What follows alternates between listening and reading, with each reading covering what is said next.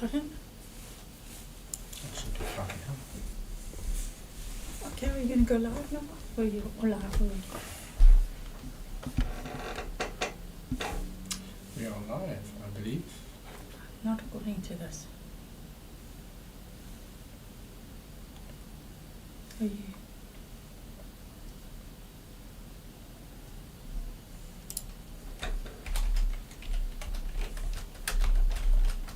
Does it only go at 7? Maybe it only goes live at 7. Okay, there we go. Right. I've got it. But I can see the chat there. Is this so that I can stream up and down?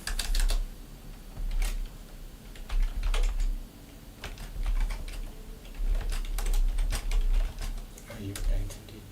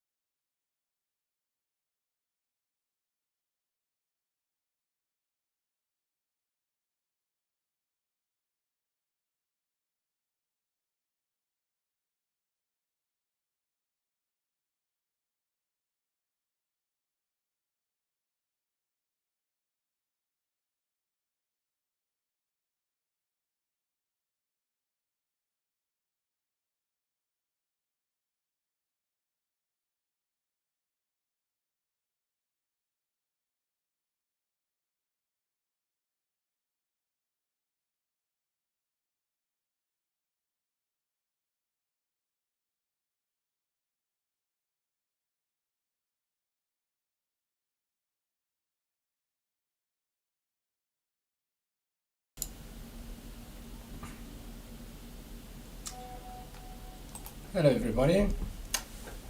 It's nice to see some of you joining. Thanks for dropping your names and comments and a bit about yourself in the chat panel. That's fantastic.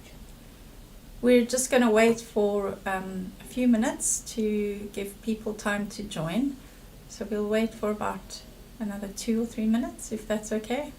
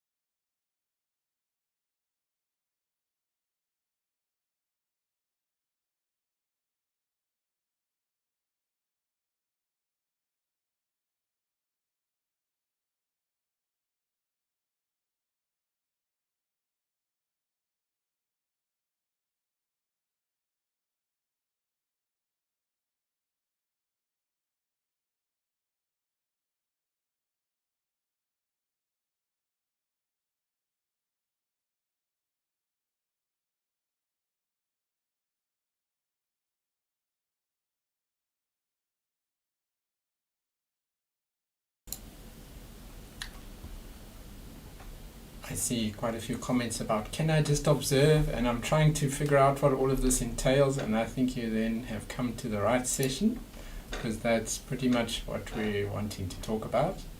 Just a few years ago, Michelle and I started out almost accidentally as coaches of a robotics team without much expertise, technical or otherwise, and have had to find our way.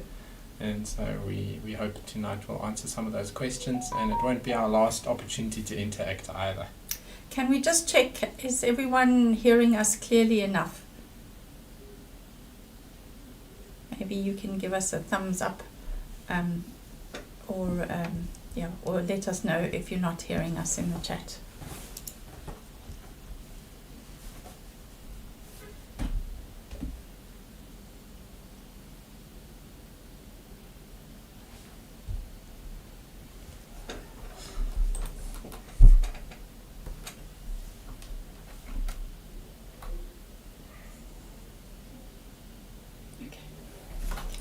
Wonderful. Well, welcome to this Ignite session for coaches and mentors. There's different terminology you'll see used. So this is Michelle and Greg Buckle.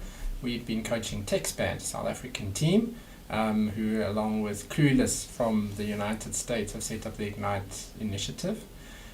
Just a little bit of a story of us as coaches. Usually we tell the team story, but our son is one of the team members and was the founding member. He was the first person who is enthusiastic, had a little bit of robotics experience from being coached and invited to watch and be part of a team, and then wanted to strike out on his own when the opportunity came to get one of those orange boxes, which is a Rev starter kit. So he invited a few friends and pulled us in. We really were just in the first season, you could say, organizing parents. So we collected money from the few other recruits from their parents to pay for a technical coach for about half a season. And about halfway through the season, the boys came to us. It was an all-boys team at that stage. And they said, there's a few parts we would like. Do we have any budget for parts? And when they realized, no, the entire budget was going to paying technical coaches, they convinced us that they would work hard to learn themselves if we would help them just with learning, and then they would organize and self-organize the rest of the activities because they would rather have some money for parts. So that was our first season, a very exciting journey. It was during COVID, as you can see by the masks. We just worked in a room in our house, made some space for that, and our robot at the top right was really built from the Rev starter kit with a few ice cream tub pieces. My son had a 3D printer and I learned how to use it. He had bought that with some pocket money earlier. So there were very few custom-made parts on the robot and some side panels, because we discovered reading the game manual 1 that you have to display your number when you compete, and we needed a place to stick it, so we made it look a little bit aesthetically beautiful. So that first season we built a very simple robot compared to some of those that are being made at the moment and around the world with the Rev starter kit, and we were able to score the most points in the game, which was remote that year. Second year, by this stage, some of the technical skills of the boys, etc., our ideas weren't so good in many cases. Just would help them get unstuck. So we didn't have much involvement in robot building. What we noticed is that when they would hit problems, sometimes they would get stuck, and we had noticed that the energy was low, that they were flailing around or a bit dejected because they'd been bashing their heads against the same problem for a while. And at those stages, we would then get involved to help them search. It was as simple in some cases as their ability to type in a sensible set of words to do a search in Google or a search on YouTube for ideas was quite weak. So then they weren't getting ideas even when they were doing an internet search, and with a little bit of training and practice they got better at searching for input and ideas. So we helped them find how-to resources. That was the second year. You can see there a few new members had come in and some had aged a little bit. In our third year, we as coaches started to encourage the kids and to assist them to reach out to the wider FTC community. Michelle reached out by email to one of the best teams in the world called Wolfpack. They actually went on to win that year. the overall Inspire Award. And they were very welcoming. They were, yeah, we're happy to meet with you. We discovered later from them that very few teams ever reached out to them. And so they would say yes to anybody who asked for help. And I want to just drop that in your minds in terms of when you need help. Actually, there's a very big international community, and if you reach out to them, that's going to be their response more likely than not. We started then exposing the team to saying, well, their games and competitions being viewed on, being streamed on YouTube. Have a look and see what you can learn. And that fed a whole new level of ideas. And the team started to benchmark themselves not just on what they could see locally and what the kit that they've got could produce, but widen their perspectives. So this season we worked a lot on upgrading the documentation, the engineering documentation, and doing bringing in outreach. So you can see again there's some more team members added that season, but in this season we started teaching at schools and at other places trying to spread robotics, and so many of the students started to learn how to teach, which drove their understanding deeper. And we got an award at the World Championships when we went there for our portfolio documentation that showed that we had a good thinking engineering process. And then the most recent season just finished in April. We again qualified from South Africa to go to the World Championships. By this stage, if you look at the picture on the right, we'd started the video production creativity had come on in the team, so they'd started emulating some of the overseas teams who make these cute videos about their robot just before competition. So that's a still from our robot release video. And we had aimed for Josh on the coding, especially to make a world-class autonomous mode. So lots of coding work had been done. Mechanical innovations, there's a 7-degree fancy complicated arm on the robot. All of those are way beyond Michelle and my technical ability to even help. So at this stage though, what's happened is the kids have learned to be self-learning. They've started learning how to make connections with other teams. They do that themselves. They make connections with other adults and professionals themselves. So when they're stuck, they have mechanisms to get unstuck. So in this season, our objectives was to look like we belonged at the World Championship and to make it into the final. And we were very blessed to be selected for a partnership with two of the greatest robots at the competition and went all the way with them to win.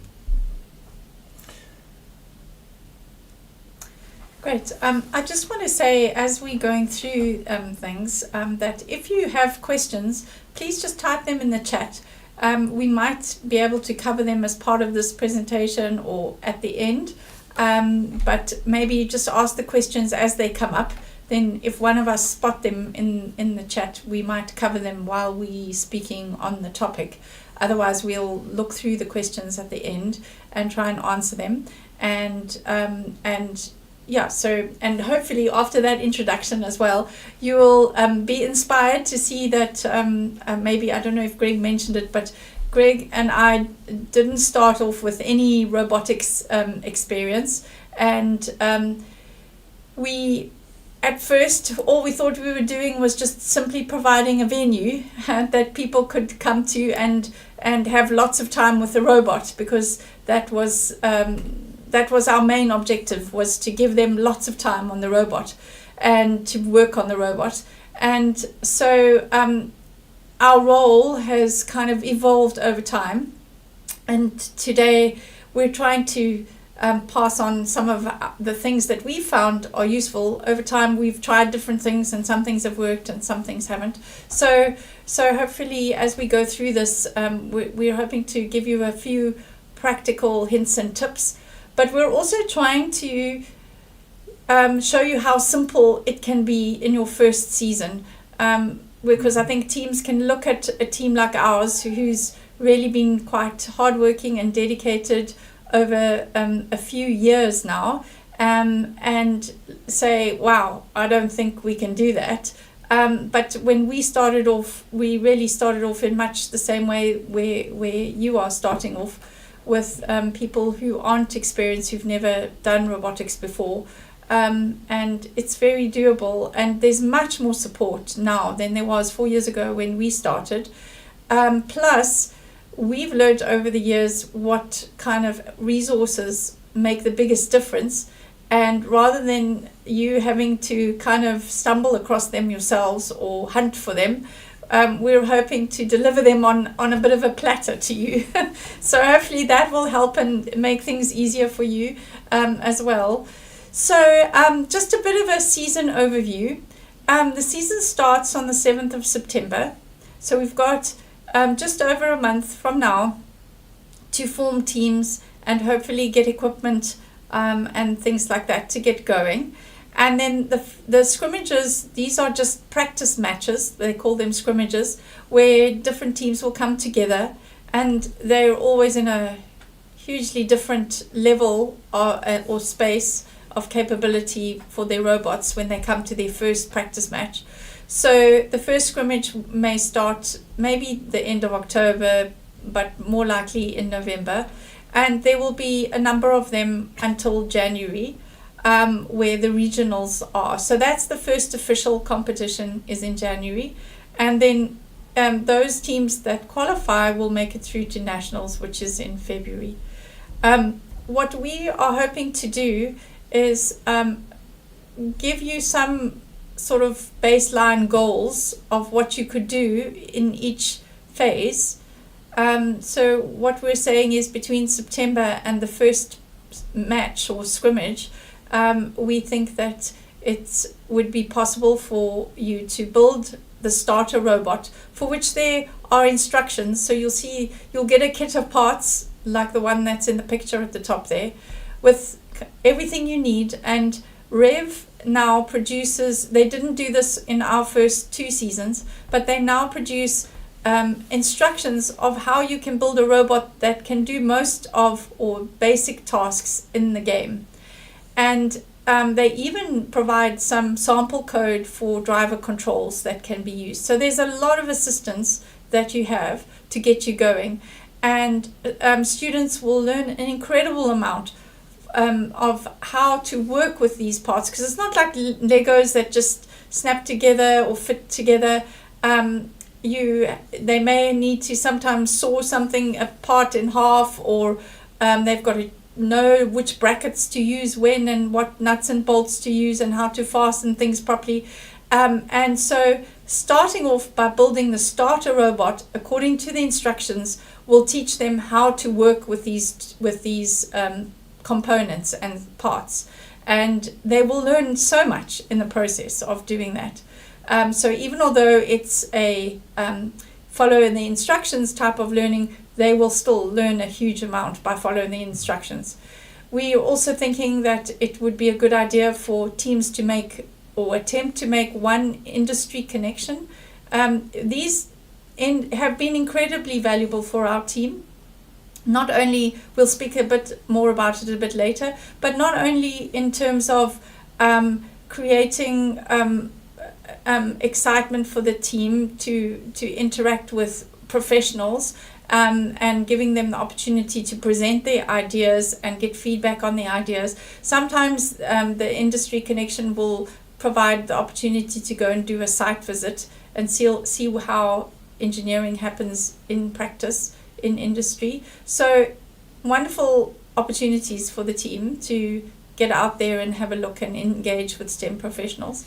And then obviously something which we think is essential for an FTC team is fundraising. There's always going to be a need for funds, and even although we're hoping to raise funds to supply starter kits to some teams, we would like all teams to start fundraising, because there's other things that you need during the season that you'll need funds for, and certainly to start building that skill, because in future seasons you may want to add extra things to your robot and purchase things, and they don't have to be expensive. One of the things that we're going to do as a team is provide you with places where you can get much cheaper motors that are legal for the competition and other components that are useful for building mechanical systems to help you reduce the cost. We've had to do that over the years, and we'd like to help teams do that as well. Then from between November to January, some teams who have managed to successfully build the starter robot and code it could go on to take one system on the robot, one aspect of the robot, whether it's a gripper or whether it's an arm, just one system on the robot that they feel they've got some ideas of how they could make it better. And they don't need to replace the whole thing. They can just take one aspect of it and improve it. And so what we're thinking is that most likely that as your team is using the robot, they're going to think of these ideas, and that will give them the opportunity to innovate. And then the other goal would be to code a very simple autonomous, which might be based on turning the motors on for 10 seconds, and you know that that's enough to get you from to get you to move 1 meter in a particular direction, and that will get you points to park in autonomous. And just something simple like that, so that they start learning how to develop an autonomous program. And then we also think it's possible for you to conduct a simple outreach, and we'll talk a bit about that later. And then to complete the engineering portfolio template. The engineering portfolio leaves much room for lots of creativity in the way that you document your design and your rationale and your learnings, basically your whole engineering process. It's only 15 pages long, so there is a limit on how long it is. And it can be somewhat overwhelming to produce something like that for the first time.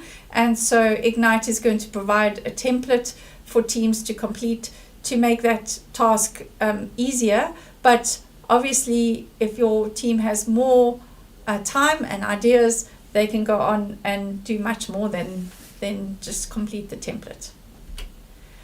But to start off, the first place to start is for you as coaches to start a team. And we're recommending that you find between 4 and 6 people who are interested in joining a team. And get them signed up for the Ignite training, and that starts already on Saturday. Another thing that you would have to do as a coach is to secure a venue where the equipment can be stored.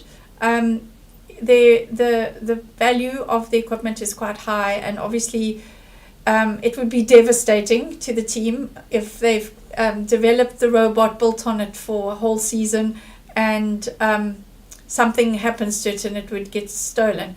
I know our son, for the first few years, would make sure that the robot went into his room with him every night to make sure that it was absolutely safe after they've put so much work into it. So, safely storing the equipment is really important, not just because of the replacement value, but also just valuing the work that the students have put into it. And then arrange regular meetings with transport to get to the meeting venues, and sometimes that will be arranging with parents to get their kids to the venue, or if the meeting venue is not at a school but at a library, then you'd have to arrange that. Internet access is also really important. So that is mainly for research and community connections.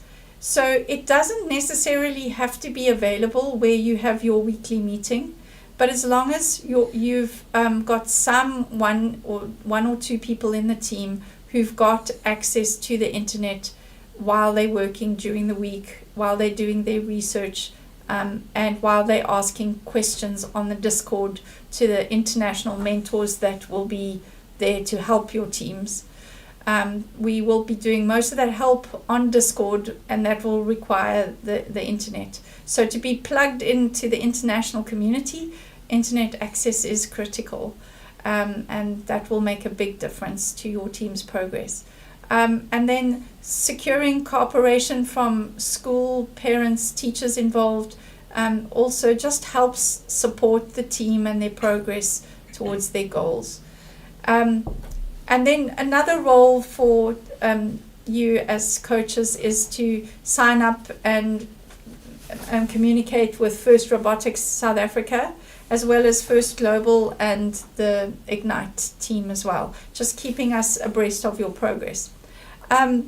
Once Ignite training is complete, we will go through a team formation period where Ignite will provide assistance. So we'll show you where to sign up your team on First Robotics SA and help you through that process. Up until now, there has been the registration of the team to be part of the competition has been sponsored by First SA. But I think that from this year there will be a fee required for sign up. And so we're looking to try and raise enough funds to be able to cover that, at least for some teams. So, but these are all just good reasons for you even starting fundraising right now. And we've got sponsor packs, so if you want assistance with info, Ignite info that you can send out to your connections, then please let us know, reach out to us, and we can provide you with that. But the team formation will be from the 18th of August till the 7th of September. And then ongoing logistics and management. Arranging meetings and communication is an ongoing job. Getting kids there on time for meetings and making sure that the teams, there's roles to the different people in the teams and that they're working together. That's really important.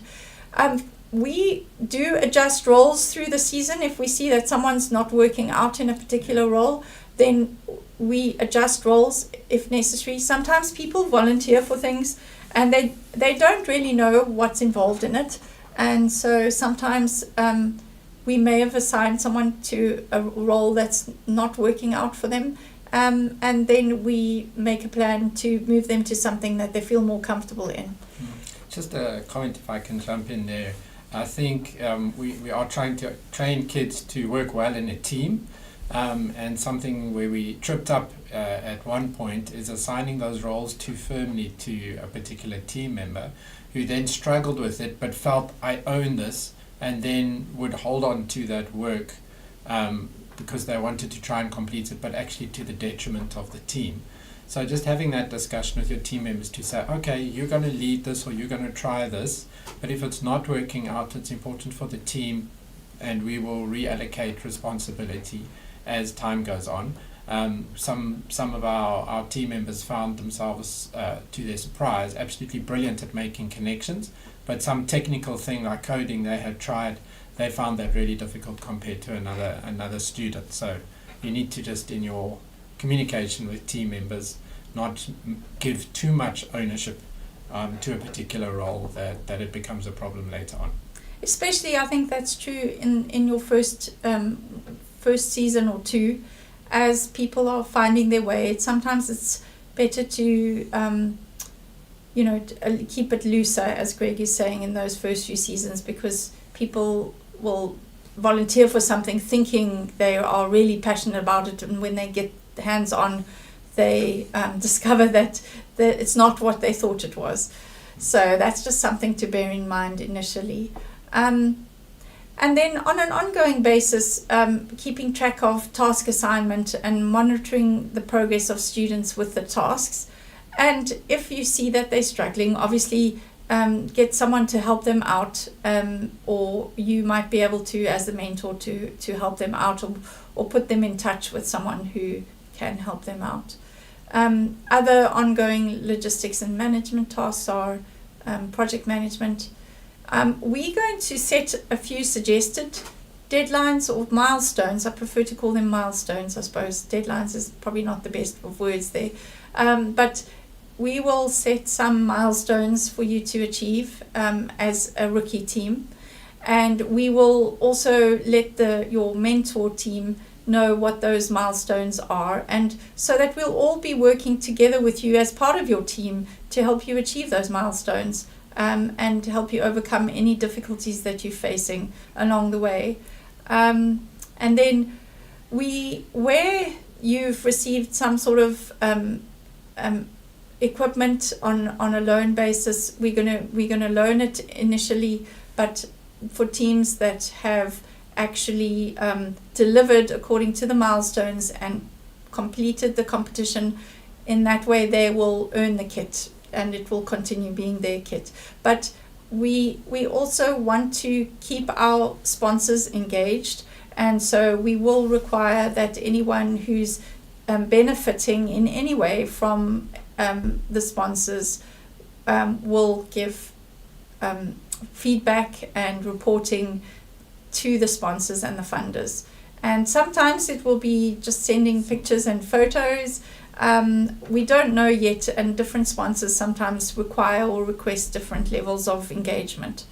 And then, another role that you have as the coach, being the adult, is making payments and handling any money, so any funds that you've raised. Although it's important to involve your team in knowing how much money is available to the team based on your fundraising, and finding out from them what they would like to do with it, or guiding them. We actually spend a lot of time guiding and prioritizing what the team is going to spend the money on. We try to make it a group decision generally, so that they build skills in making those budget decisions when there's a lot of constraints. And then just an important point to bear in mind is that a key success factor for any team is how much time they spend with the robot. And so trying to make more time available where they can just come and work on the robot, or work from home, like especially people who are coding might be able to work from home.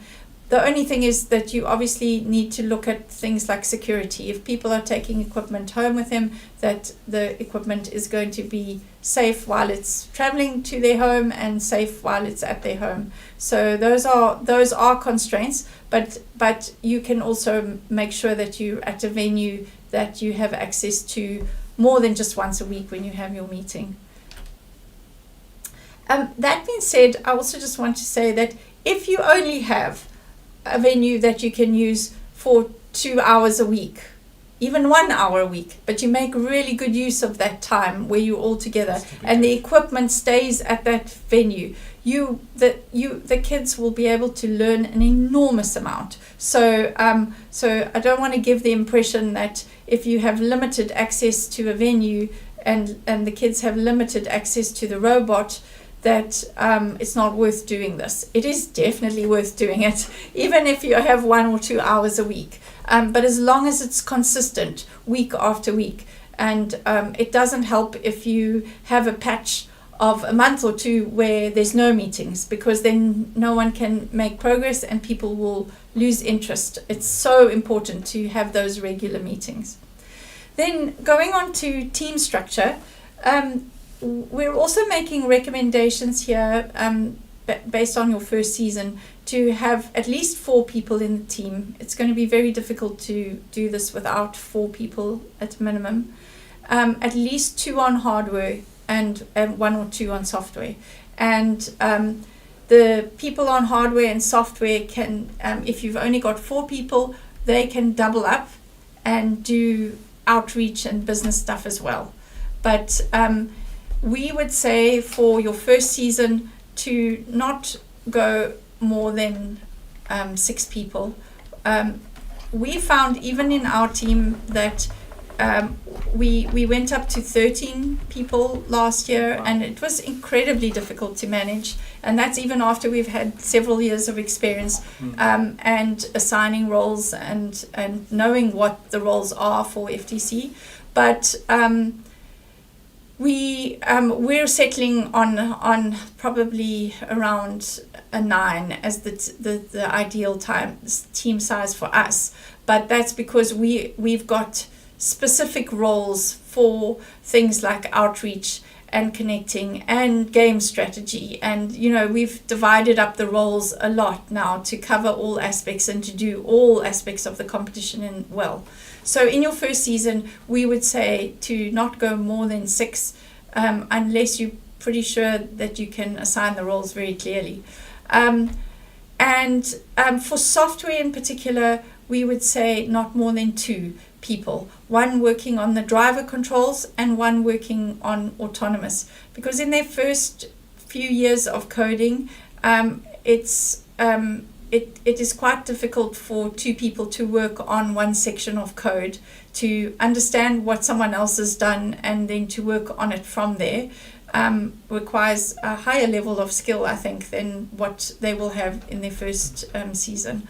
But if you are dealing with students who have a lot of coding experience, then maybe you could have more. But so the hardware team will work on things like subsystem design, basically putting the robot together, building it, following the instructions in your first year, but then also improving making parts to improve it out of metal, ice cream tub, wooden sticks, elastic bands, 3D printers. There's lots of different things can go into a robot. Yeah.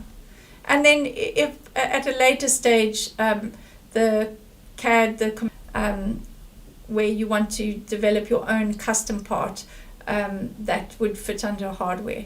Software is obviously the programming, and there are 2 aspects of programming. There's the driver controls, where the robot is responding to the driver input, and autonomous, where it has to perform a sequence of operations on its own in the first part of the match. And then the outreach and business covers the other aspects of the competition. Just a comment on the outreach and business, because you might not have been expecting to see that. You would think hardware, software, that's all there is to a robot. But because there's work that you as the mentor are doing, this organizing work, writing things, but over time what you want to do is have the students develop those skills and take more and more of those functions from you. These are real work readiness skills. Any business you're in, any job you're in, any government department you're in, has these different aspects of delivering the particular work, but then also organizing, documenting, managing the finances and the HR. And so you can recruit into your robotics team people who aren't particularly excited about being in the STEM fields. Just as an example, one of the top Romanian teams had a team of, I think, 13 people, of which 4 of them were doing public relations, fundraising and documentation. They weren't involved in robotics at all, but this was part of them practicing and learning skills for the future careers in business and in public relations that they were interested in. So I'm going to go on just to a big picture, goals as a mentor. You might, many of you I see are working with kids and in education and have been doing so for some time, so this might seem trite to you.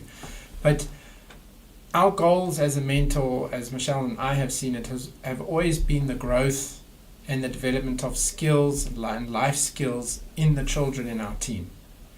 The winning a competition or doing well or having a grand looking robot is completely secondary from our perspective. We're trying to develop the youth that we have influence with to be amazing adults at some point and really useful to the country and really productive, and to help them find out what they're going to be great at and give them a kickstart and a push into that. So that, I think, if you get lost or intimidated during the season because it's getting a bit complex or there's something you don't know how to do, I hope you'll be able to come back to this slide and this thought and go back to the basics and say, am I really facilitating and helping these kids develop as people and grow into great people? And if you are, then whether the robot's doing an autonomous and scoring points or not, you are succeeding as a mentor. So that encouragement and facilitating of growth, I feel especially problem-solving skills and learning skills are 2 of the key things to go for. Problem-solving, obviously, for a more complicated type of work, and STEM professions are often those. You hit problems that have to be solved with very little help, and that those skills are crucial there. but the ability of a person to learn themselves and to advance themselves is different for different people. Some people with the schooling system don't learn much of that skill because the next piece of curriculum is always fed to them, and the questions they ask relate directly to the curriculum that they are observing.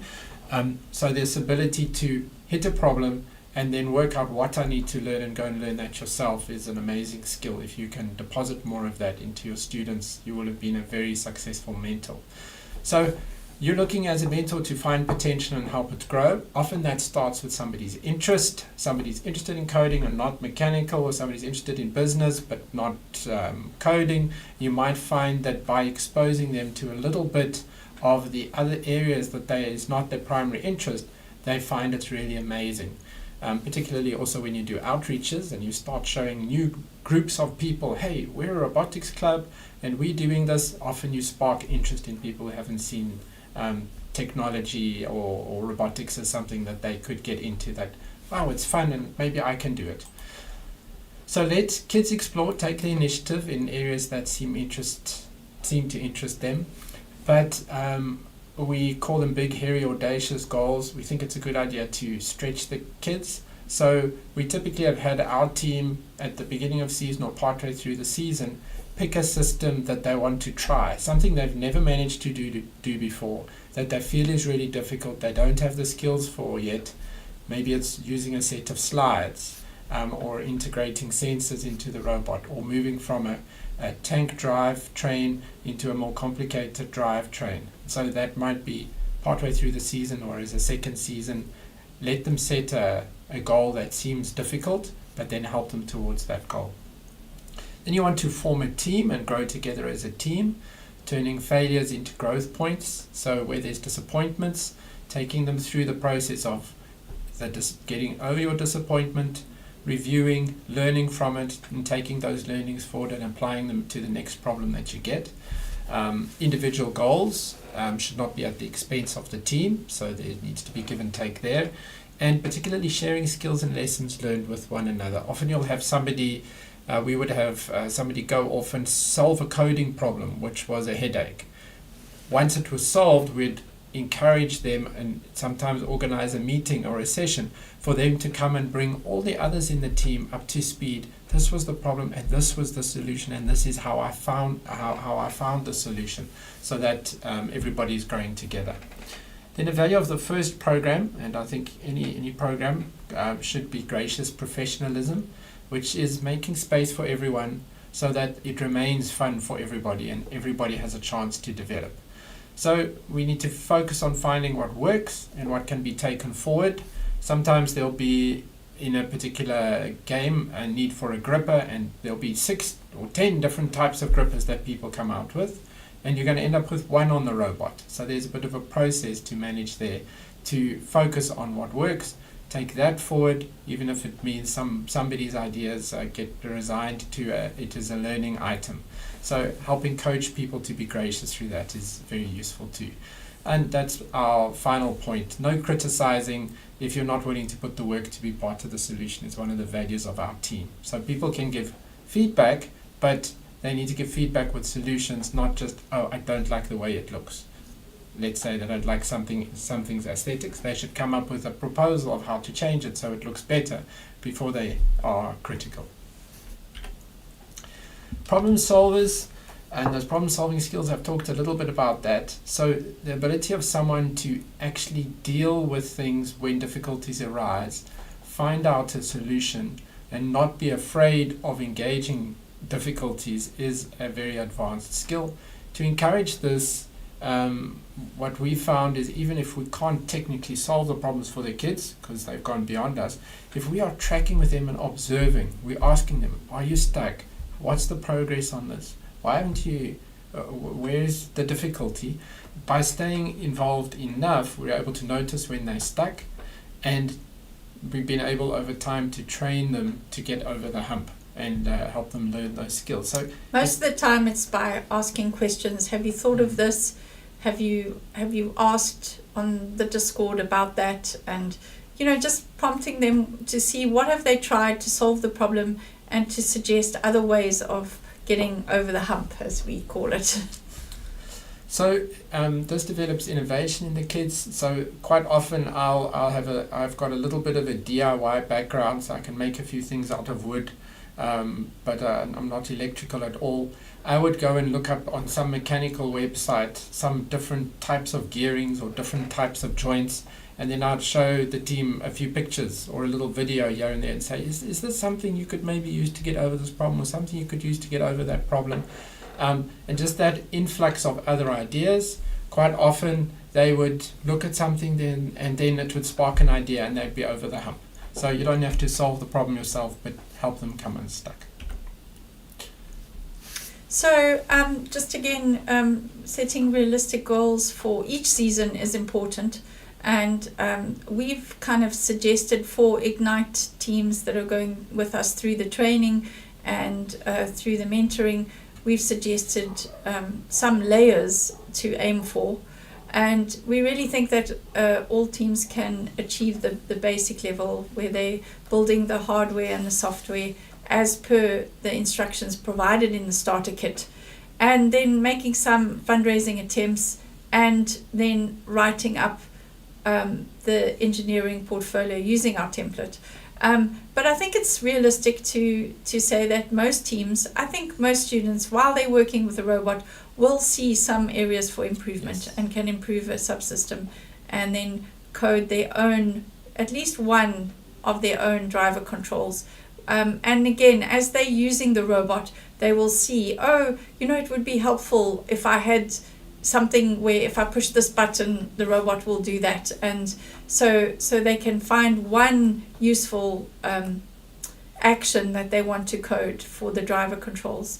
And then the portfolio could just cover, in the basic area, we'd want them just to cover the robot design.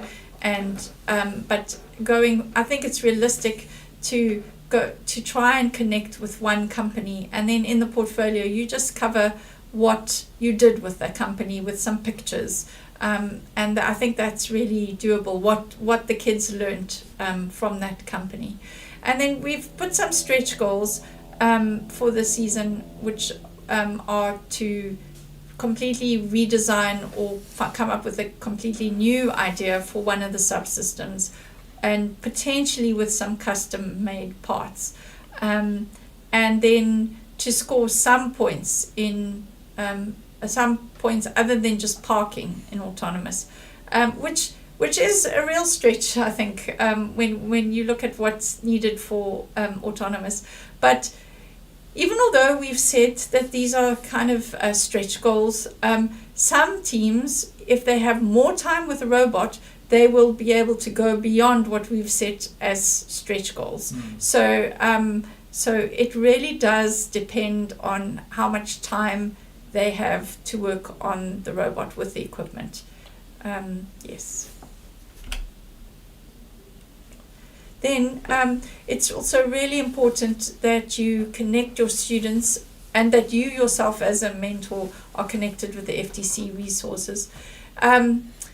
It's so important for your students to know how to research and learn from the online resources that are available. And Ignite is going to provide like a subset that makes it not as overwhelming. Our kids in the first few years found it rather overwhelming. They were 13 and 14 years old, so they had other just issues with being able to do research and a limited capacity for that. But what we're doing is trying to provide you with a limited set of resources.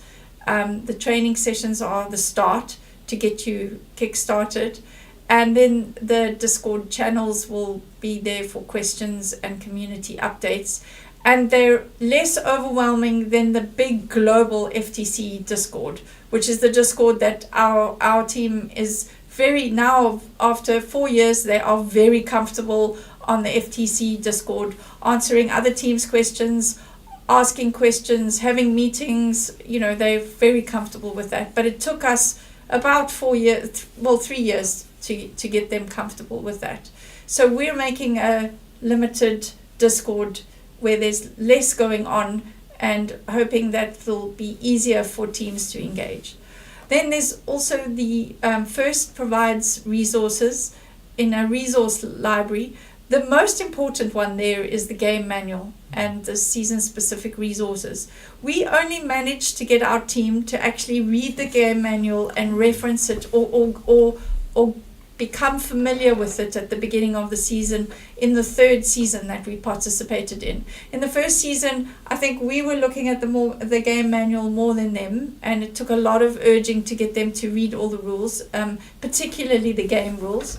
In the second season, they looked at some aspects, but discovered other things very late on in the season.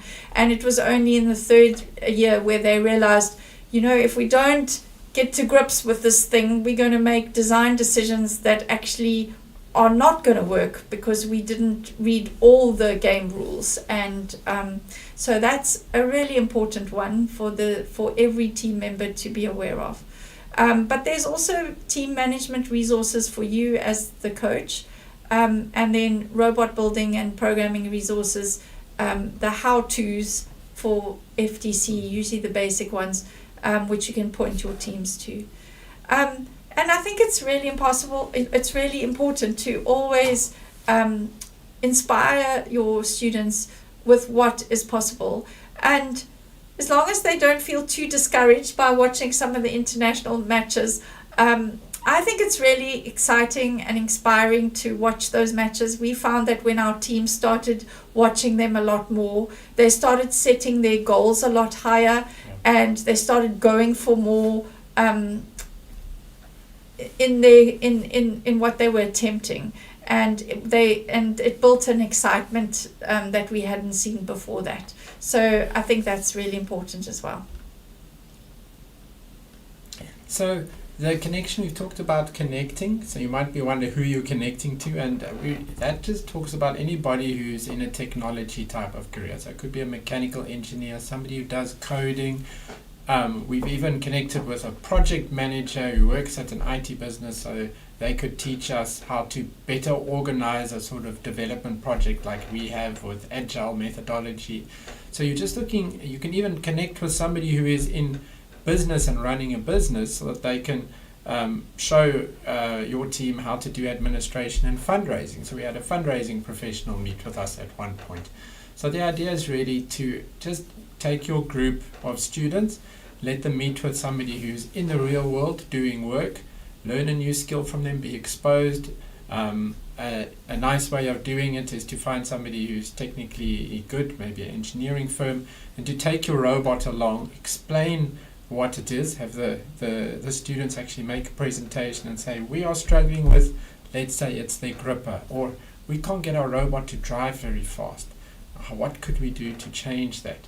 So those interactions, then getting ideas from people in the real world, are a great learning experience. If it's just a kind of a nice tour, that can be distracting, and if it's too frequent. But if you look for a new skill for the team to learn each year and make a professional connection to teach that skill, it can be very enriching for the kids doing that. So those three are examples that we've done in our team over time. And then try and get them, if they've learned about, let's say, raising capital, then apply it in the team. If they learned about an innovation process, use that innovation process to solve team problems so that it becomes applied learning. Outreach is coaching getting the team to think of other students who are not yet doing robotics, or maybe some who are doing it at a more junior or a simpler program like First Lego League or WRO, and to then take their skills and inspire those kids or maybe teach them. So learning to teach is a different skill from knowing something. We found that some of our team members have taken more easily to teaching, but all of them with a bit of prodding have learned to make presentations and to pass their skills on to other kids. It's good to start in the team, so you have your more skilled student who's learned something, coming and bringing those learnings back to maybe somebody who's joined more recently or doesn't have the same natural aptitude or hasn't had as much time to learn, so that the knowledge passes from one team member to the others. Then expand their horizons to not just talk to the teammates about what they've learned, but to actually show and tell and move on to teaching some of those skills to people outside your team, and eventually working towards having an outreach event where some concept or something that the team has learned, they're able to make a lesson or make a game and teach that in a fun way to new kids. So learning, once your team members as they continue to develop this ability to learn, as a coach you want to help them build momentum. So Michelle's slide where she said there's a basic and then there's a realistic and a stretch, it's good to have a view. It doesn't have to, you're not stuck with the particular view of where can you grow to next, because it's very inspiring. We found that many of our students, particularly once they started seeing what international teams were able to do, their rate of development and learning accelerated enormously. So us setting an objective based on what we could understand actually would have capped their growth, whereas seeing these kind of stretch targets actually accelerate their growth. So on programming basic, Michelle sort of covered some of that. You're using the Java environment, you're coding a driver control, press this button, the robot does something in particular, not just drive forward, drive backwards, but maybe it's moving a part of the robot or changing the speed at which the robot drives. So some additional function that's useful. Intermediate, you start using maybe sensors or using the motor encoders, so that measures the speed rotation of the wheels so that you can drive more accurately in autonomous mode. And then advanced skills, you would be starting to use camera streams and other things that help you have a good autonomous and even a driver control. Same thing with mechanical and CAD. What's in the kit is your basic, and you start adding other types of structures over time. And if you're able to expose your students to what good teams are doing and help them understand those mechanisms, they can start aspiring to learn how to use them themselves. So just on that, I mean, the advanced things are things that you would look at doing, in year 2, maybe 3. Probably even 3. And the basic things are the kind of things you would go for in the first season. Again, it all depends on where your team is at and how much time they've got to learn these things, how fast they can move from basic level to advanced level. An example of that is slides. That's like draw slides. In our first season, we didn't have slides. In the second season, that was kitchen slides bought from the cheapest ones from Builder's Warehouse, and learning how to get those to go in and out. Then in the third year, there was a kit bought from Go Builder with some of the budget. And they didn't run very well. In the fourth year, we've got those slides very well controlled, but the team has ambitions to move on to a different piece of equipment from Misumi in the States, which is now a very lightweight slide. So even on that one system where over time they've just let their skill develop bit by bit and aimed for better each year. So same with business and documentation. You can move from you running meetings and organizing the timing to the kids running meetings, organizing the timing, and moving up the level of organization as seasons go on. So the aim is if you're learning and your kids are learning and you're passing the new skills on to younger members in the teams, you end up with a team whose capability actually increases season upon season, and you get a bit of momentum in the season from one season to another. So a good culture is independence, to have some independent work done by the kids that they're responsible for, and good and bad ideas are encouraged and all efforts are celebrated, whether they end up being successful and used or not. So we'll move on to questions and answers. If you've got other questions, I've seen one or two. One of them was around why we use CAD, and there's a couple of reasons. Probably the main one, what resulted in the team using CAD, was because they got a 3D printer and they wanted to 3D print parts, and so then you'd need a CAD package to be able to design those parts and then print them. They didn't really use CAD in their first 2 years for doing the overall design for their robot. They would do those with just hand-drawn sketches to show how the different systems would work together. Then I saw Joshua Brooks also mentioned that there is a way that it makes it easier to share on their designs if they're electronic on CAD. And with the international collaboration, that is a huge advantage to be able to do that. If you do have good computer access in your team, there are, I think, SolidWorks and Onshape, and they offer kind of discounted or free education packages to people who have first teams. And being able to use CAD is a great technical skill in and of itself. So if you have that access, it can be a skill that you focus on as one of the options of how you go about running the team.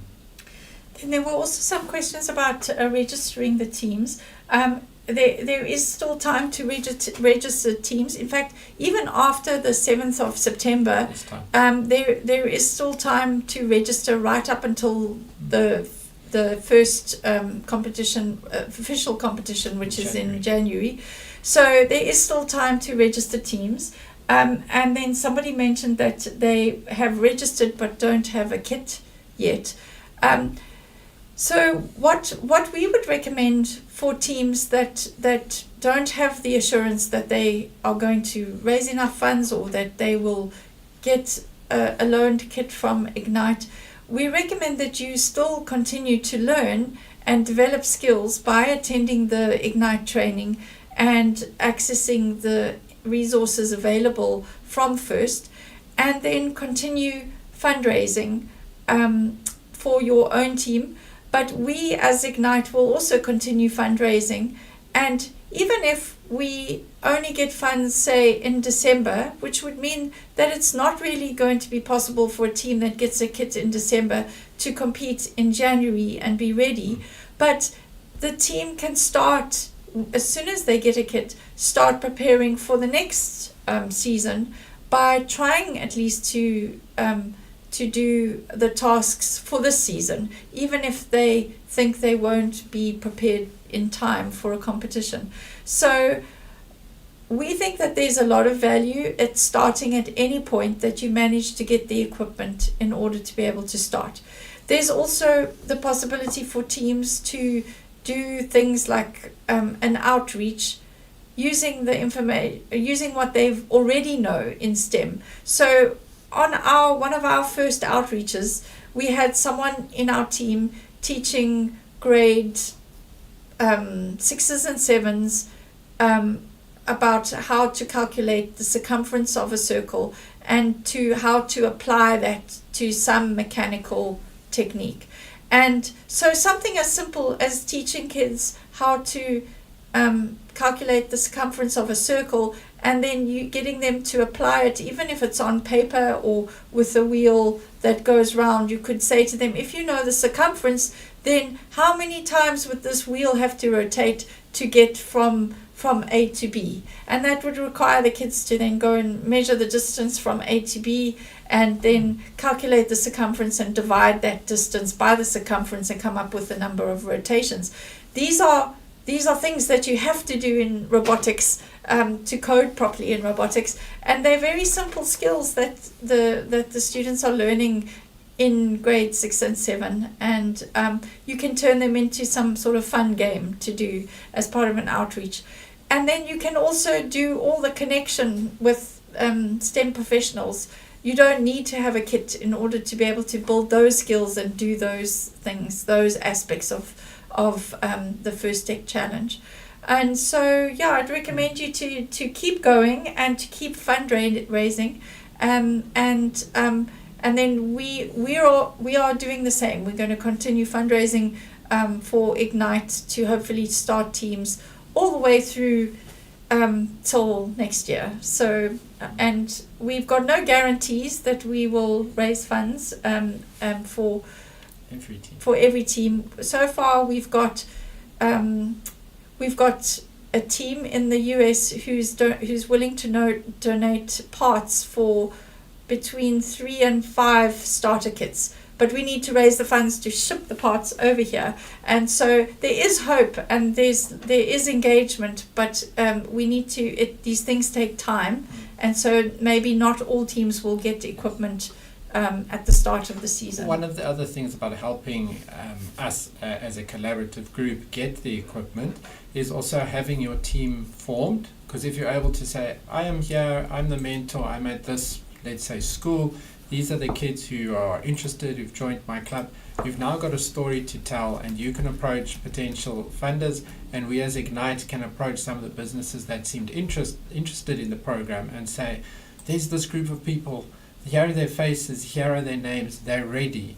And a very specific request like that is far more powerful in terms of getting a donor to make a contribution to come up with a kit than a general appeal for us saying, please help us get kits. So I think sometimes it might be that forming your team and getting an enthusiastic band of people with you, it actually can unlock the equipment coming.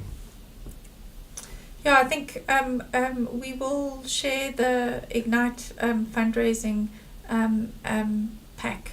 And I think companies, if they know that there's an initiative and they're going to be paying into a particular account and they know how we're going to be using the funds, then they're more inclined to give than to, just a bunch of kids who aren't connected into an organization. So I don't know, hopefully that would help you, and you can send that with pictures of your students saying, this is our bunch, won't you sponsor us a kit through Ignite?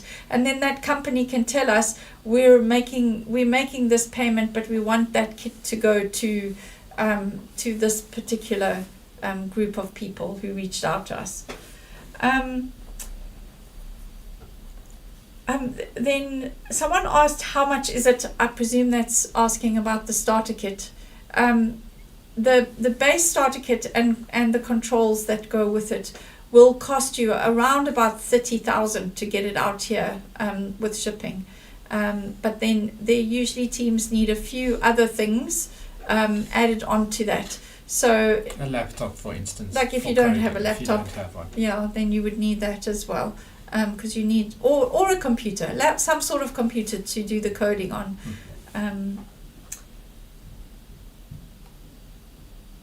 Then Joshua is saying, okay, I think that's an answer to another question.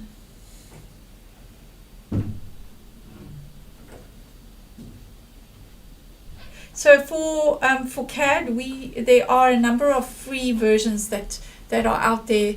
Especially for students. We use Fusion 360, but there are teams in the FTC that are using SolidWorks and Onshape. Yeah, those are the most frequently used CAD packages. How much do you manage your team, following up on tasks and facilitating meetings? Or do you allow teams to do more of this?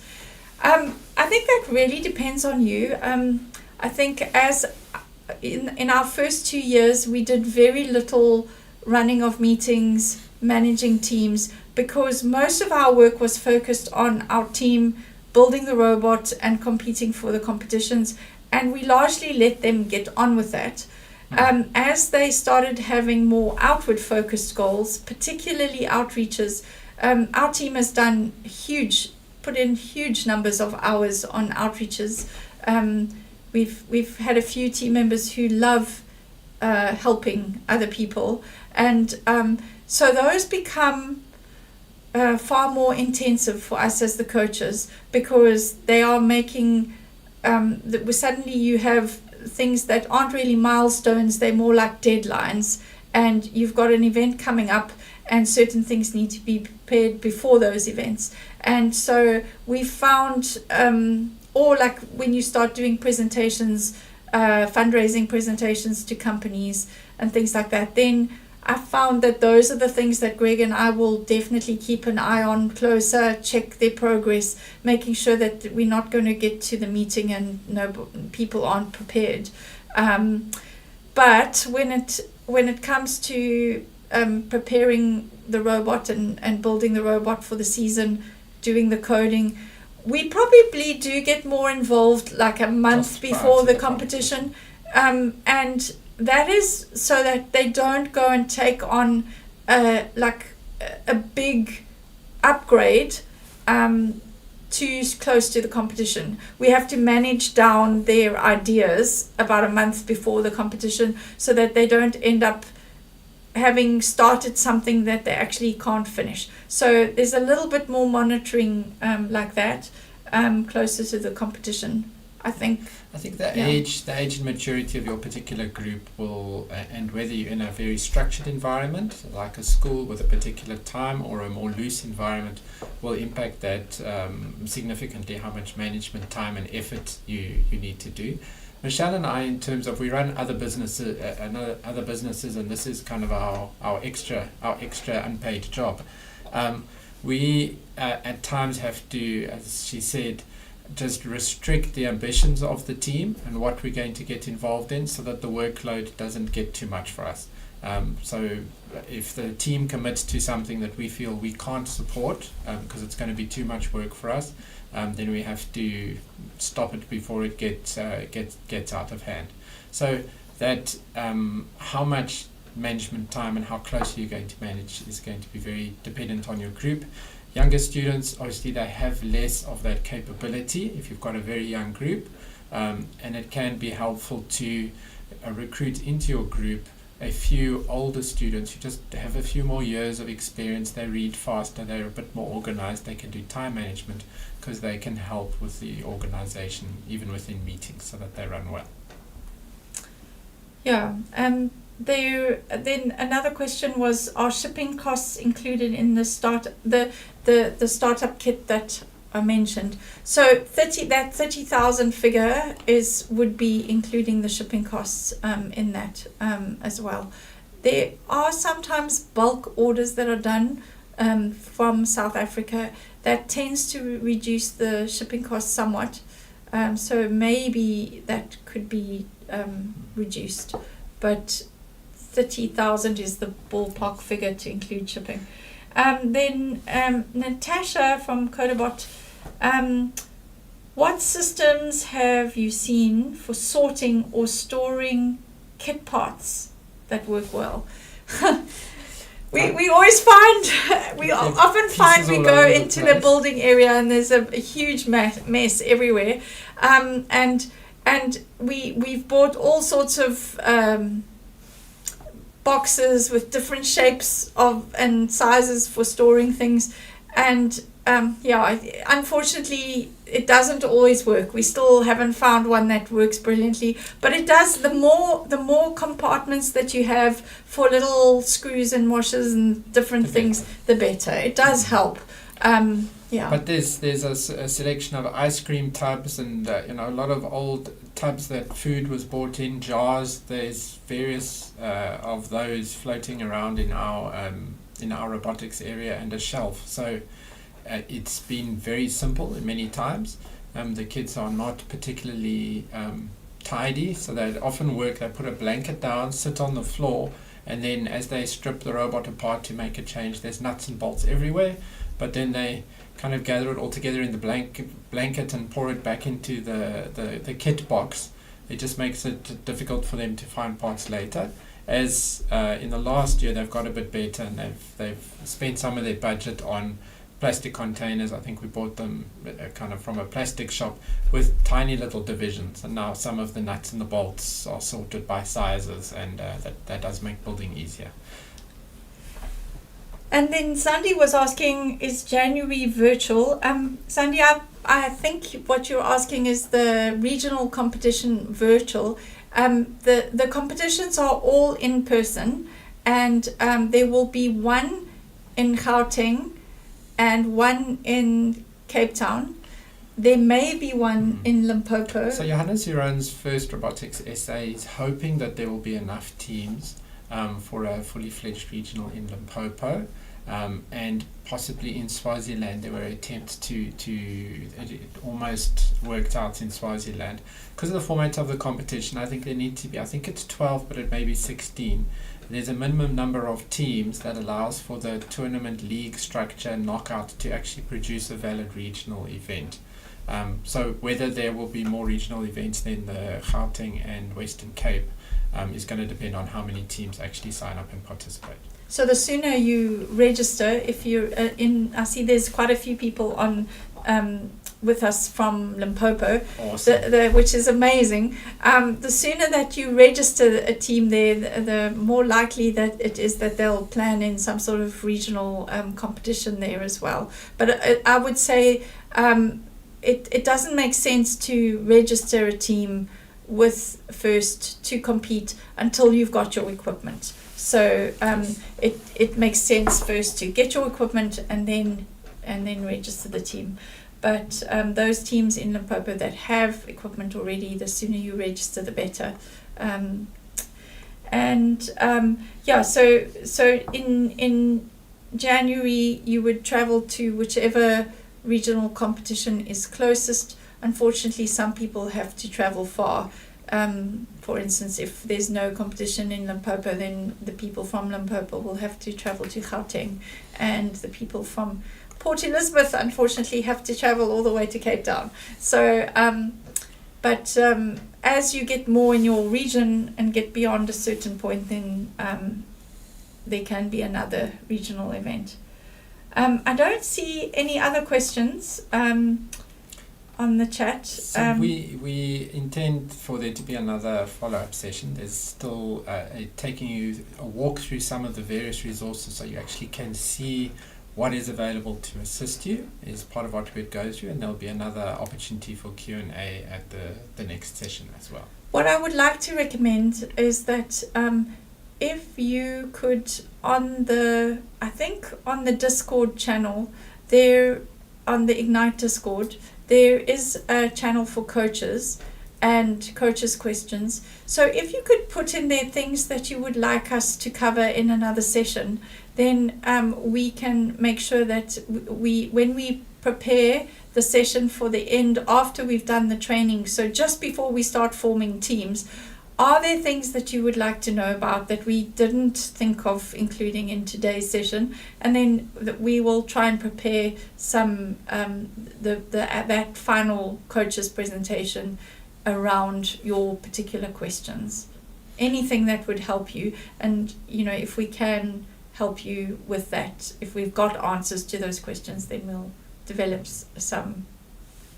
Thank you for your participation tonight, for coming. Michelle, now we were hoping we'd have a mechanism where we could actually chat and interact vocally, but the team had realized that using this format with the stream can be recorded and then reused at later stages. We think it's amazing that you consider and that you actually invest in the lives of the kids in our country already. Keep doing that.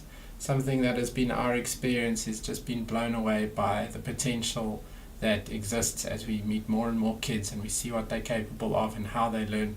We have amazing youth in our country, but they're only going to get a platform in life if people like yourselves and like us volunteer and invest our time and our passion in helping them get there. So thank you and best of success. Thank you. Keep well.